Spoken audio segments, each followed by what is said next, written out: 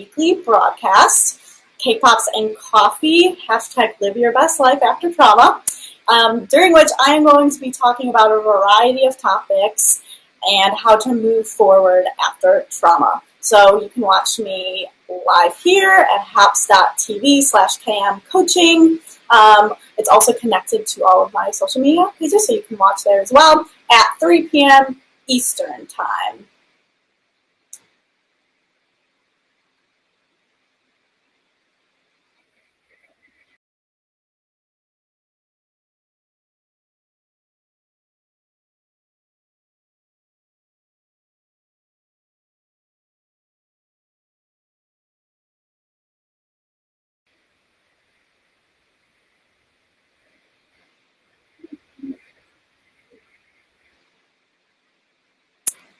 Awesome. Okay, so today, first I have my tea. I hope all of you have cake pops or coffee or tea or maybe a little treat and that you're cozy because we're going to have a great conversation. And today what I am going to be talking about is how constantly saying sorry is a trauma response and how to lovingly stop doing it. And so this is a topic that I have heard so many people talk with me about, and I myself have also had to work through. And what I would love to say, too, is just at any point, if anything resonates with you, or if you have any questions or any comments that you want to share, just post them, and I am going to be trying to read those and respond to them as they happen. Perfect. So I'm going to start by saying that saying sorry constantly is a trauma response. And so what do I mean by that? When we grow up in abusive households, anytime we assert ourselves in any way or try to set boundaries or stand up for ourselves, it's usually followed by one of two things. The first is either punishment and more abuse. And the second is either a withholding of either basic needs or affection. So our caregivers may punish us by withholding affection, but by giving us the cold shoulder or ignoring us, or in more extreme cases by denying meals or withholding food or rides to school events or other basic needs. And so as a result, we develop this tool of protection, this saying sorry immediately as a way to try to diffuse the situation and keep ourselves safe so that our basic needs can be met. So then, as adults, when we are away from the abuse, this often manifests as us constantly saying sorry. Sorry, I'm just reading the comments. Okay. Yeah.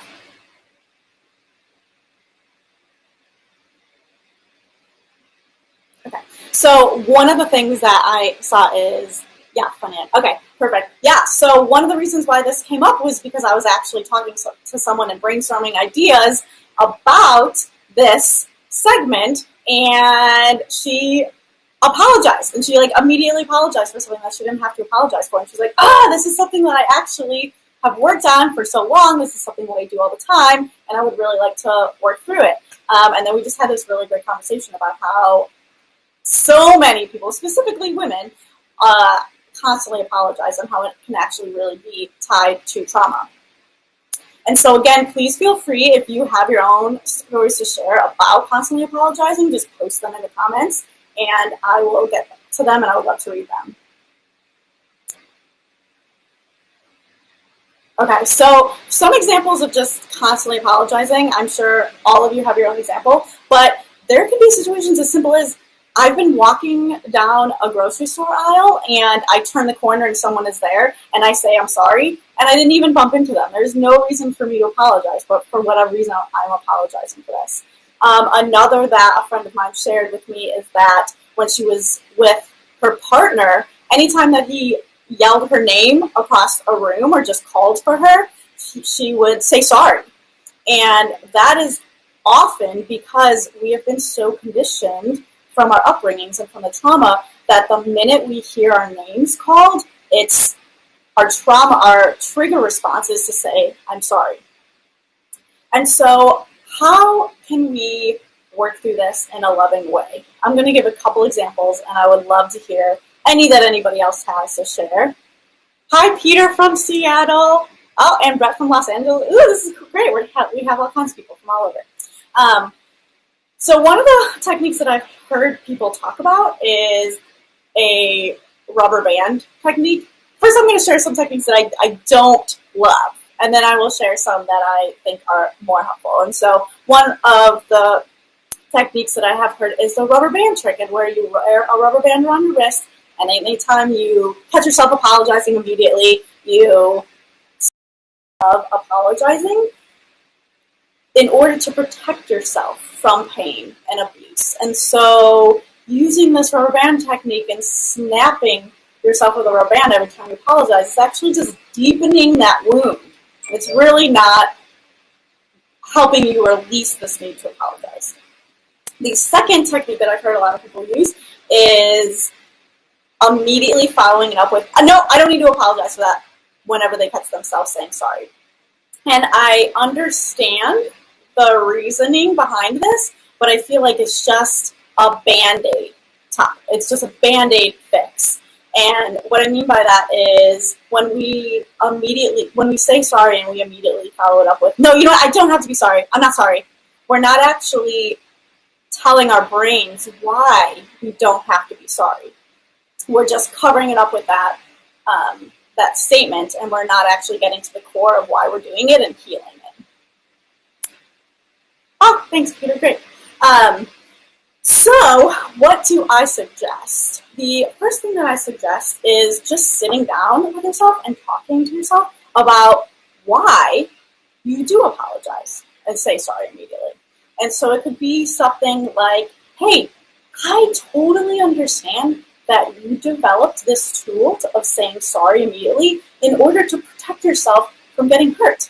But we're safe now, and we don't need to apologize for everything. And it's something that I really actually want to work on releasing, or whatever version of that feels good for you. Because that does three things. One, it tells yourself, hey, I understand why you're doing this, and I respect you and I love you. The second thing it does is it says, we don't need it. You're safe. You don't need this protection tool anymore. And the third thing it does is say, hey, I want to work towards releasing this. So now the second thing that I recommend in response to when you find yourself constantly apologizing.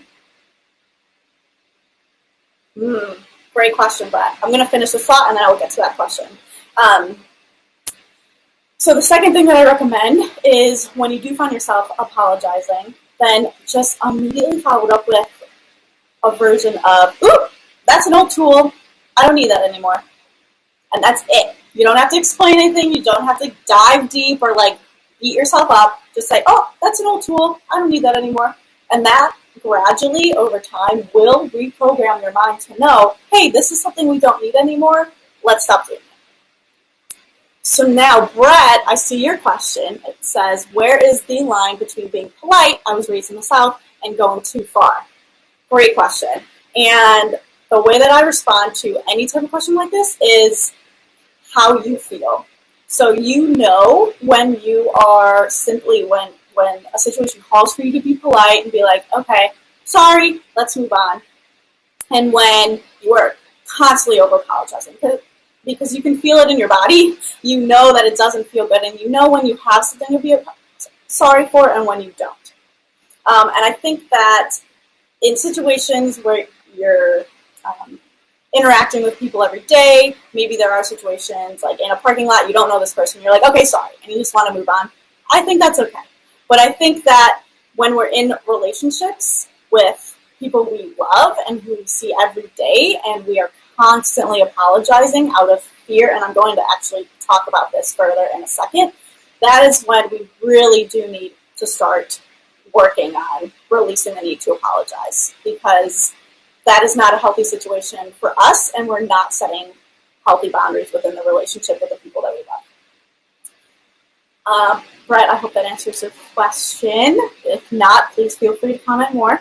Um, so what I would like to talk about now, unless anybody has questions, again, pop them in the chat. But I'd like to go a little bit further about with this over apologizing.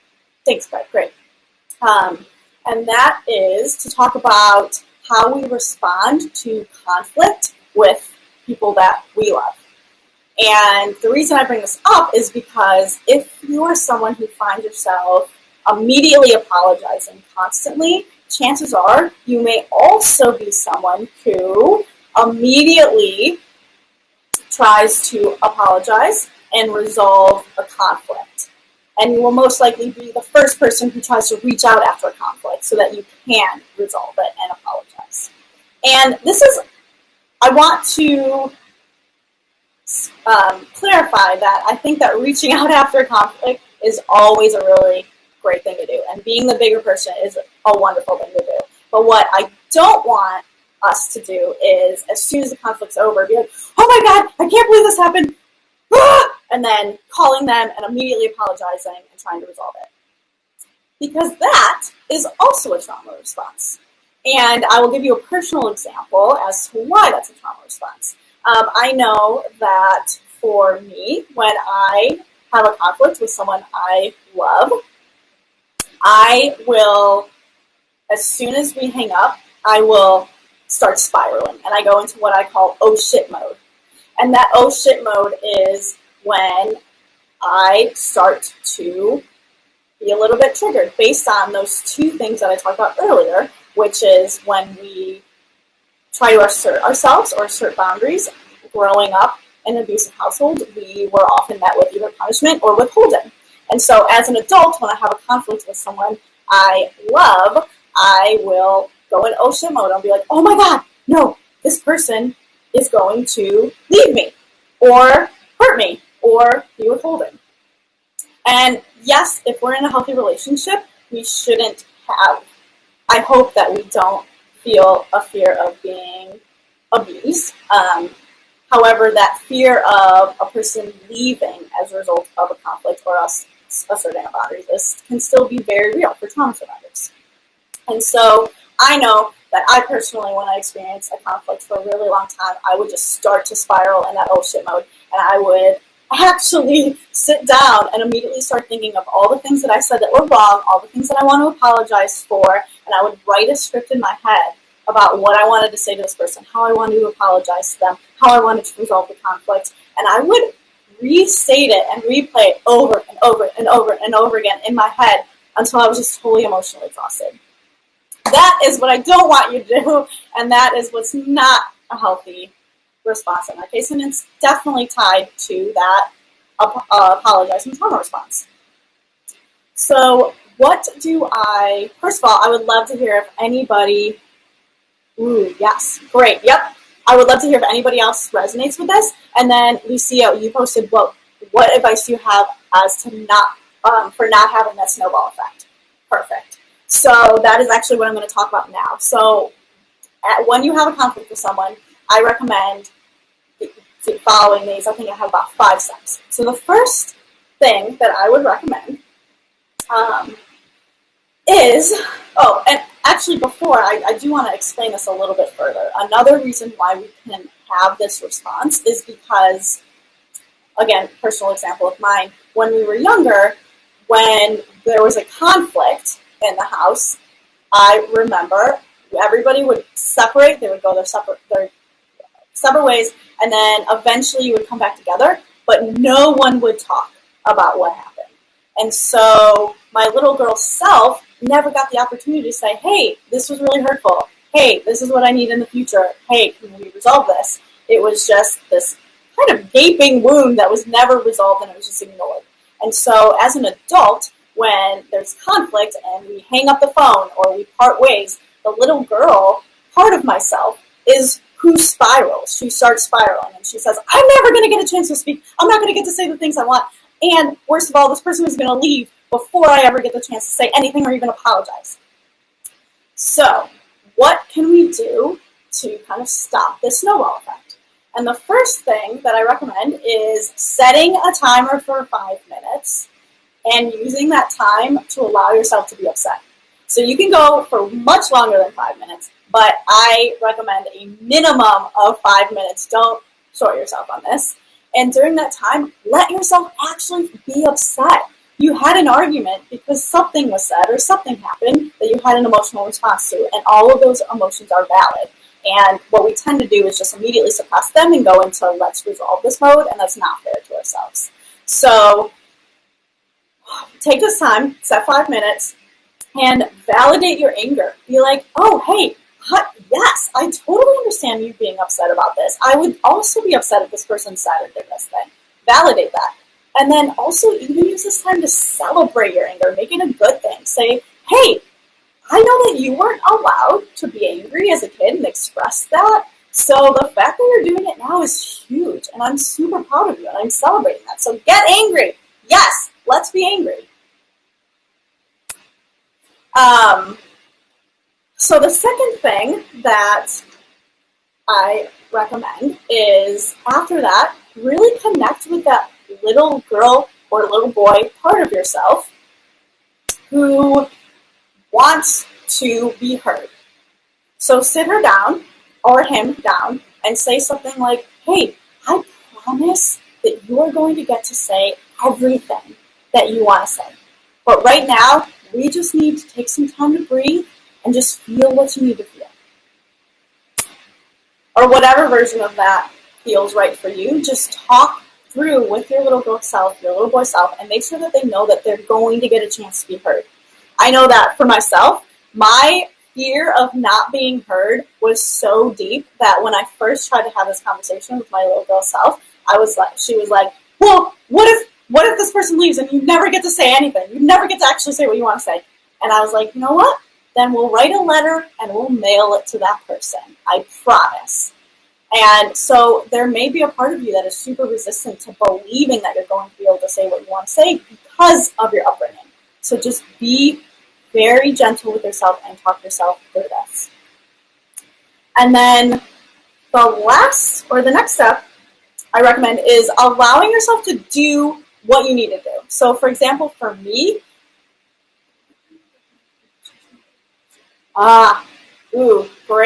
great, Pablo. Okay, you know what? I would love to answer this question, and it kind of ties in with what I was about to say. Anyways, so Pablo, you asked, I know this is a bit unrelated, but what do you recommend for people stressing about the election but can't turn it off? Great question. So I think that, and again, this ties in with what I was going to say. Anyway, so it's perfect. First, identify what it is that you need to feel better right now. So if that is, for example, when we're talking about resolving this conflict, if you're like, I am freaking out so much, I need to be able to just write down everything that I want to say to this person and spend 10 minutes doing that. Or I need to just replay this conversation in my head over and over again until I feel a little bit better and I'm a little bit more clear as to what's going on. Do that. As far as this election, what do you need right now? Do you need to scream into a pillow? Do it. Do you need to go for a drive and just crank music and shut everything off for a little bit so you can process? Do that. Just figure out what you need right now and allow yourself to have it. For getting back to the conflict resolution, what I don't want you to do is start spiraling. So, for example, for me, I could go and I could replay that conversation or what I want to say to this person over and over and over and over again until I eventually fall asleep. And that I don't want to do. So I want to set a limit to that. So I will allow myself to do whatever it is that I need to do in that moment to feel better, but I will set a limit to it. So I'll say, you can make your list, write all the notes that you want to say during the conversation, but then we're doing this for 10 minutes and that's it. And after that, I'm putting the notepad away, we're not writing anything else down, and we're going to watch a movie or whatever it is. Lastly, I really recommend, again, a lot of times, a lot of our fears are based in never getting the opportunity to tell this person or tell this person what we need or to resolve this conflict with this person or that this person is going to leave. And So the last thing that I recommend is, if this would make you feel better, just send a simple text. And you can say something like, hey, I would really love to resolve this with you. That said, I think that we both need some time to process. So how about we take the day and we talk tomorrow? How does 7 p.m. work? Or whatever version of that you want. That way you get it out of your system. You're saying, hey, I want to resolve this with you, so that little girl self knows that you're making the effort to resolve it. And two, you're opening the door for the conversation with that other person. So you are remedying that fear that you'll never get to talk to this person again, or that they'll leave. And then the very last thing that I recommend is just do something to distract yourself. And Pablo, this can go with your question again, is once you allow yourself to do what you need to do and you set that time limit on it so that you're not kind of spiraling, then just do something that distracts yourself a little bit. If it's like, okay, I did this, I made my list, or I screamed into my pillow, I needed to do that. Now I'm just going to bake cookies, and I'm going to get my mind off of the whole thing. Or I'm going to watch a movie and get my mind off the whole thing. Just do something to allow yourself to come back to the present moment and not overthink about that situation. That is what I have for this. I would love to hear anybody else's questions or comments before we go. I'll hang on for a couple minutes for that. I really hope that this helps. I have found that saying sorry is one of, I think, such a simple, it seems like such a simple thing, and that's why we kind of make it a habit and we don't think about it, but it's actually allowing ourselves to stop apologizing is a huge declaration of our own self-love and ability to set boundaries and belief that we can assert ourselves without people leaving us or hurting us. Lucy, a great question. Have you been able to control the over-apologizing? Yes. So I have been able to stop saying, oh, sorry, if I knock something over at TJ Maxx and it's not affecting anyone. I've been able to stop apologizing in situations that don't call for it, and I'm really grateful for that. However, I will say that the response to the conflict with partners or friends or relatives, that has been something that I am constantly trying to work through, because it's really difficult for me to not immediately reach out, to put all of my emotions and my needs aside and prioritize everyone else's emotions and just say, you know what, I'm just going to text them and I'm going to say, I'm sorry, I love you, let's just be done with this. And that's really, it's not helpful for anyone when I do that. And so I've really had to work, and I'm still working, using the tools that I just provided, on doing that.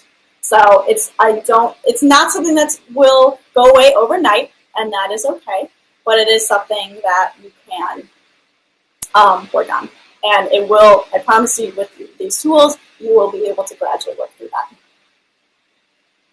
Oh, yes. So, Lucia, you make a really, really great point. You said, I think it's also a thing with women and the society we live in.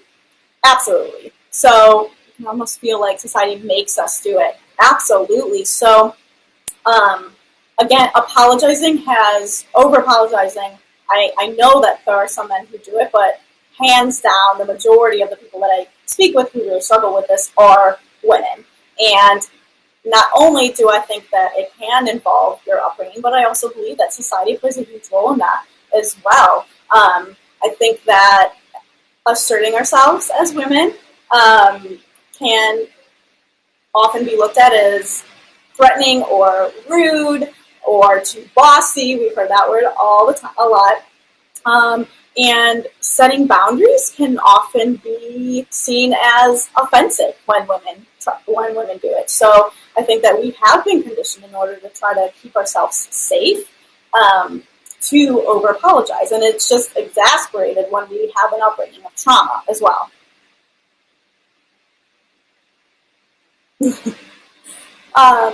Awesome. So if anybody, those were really great points. Thank you so much, Lucy. And thank you for everyone who commented. If anyone has any thoughts on any of the tips that I shared or any stories of their own as to how they worked through it. I would love to hear that. Otherwise, I am thanking everyone for being here, and please feel free to reach out. You can reach out to me on Instagram, Katie Maloney Coaching, Facebook, Katie Maloney Coaching, or email or here. I would love to hear from you. And I will also be here at 3 p.m. every Friday to talk about other things that we can do in order to move forward, some other things that come up after we've experienced trauma and how to work through those. And I see one more comment. I love you making the point to allow yourself to feel. I know in my own life this has brought true healing. Yes. Stephanie, I'm so glad you shared that. Thank you. I think that is something that we so often forget to do, especially in these situations. We forget to actually prioritize our own emotions and just take the time to be like, hey, everything you're feeling is valid. It's okay to feel it. Let's feel this full force. And then we can work on moving through it and resolving it. But just let yourself feel it first. That's so huge. And we so often try to skip that part. So thank you, Stephanie. I'm glad you said that. Awesome. Thank you all. Thank you. And again, reach out on any social media you would like, and I will see you next week at 3 p.m. Have a great rest of the day.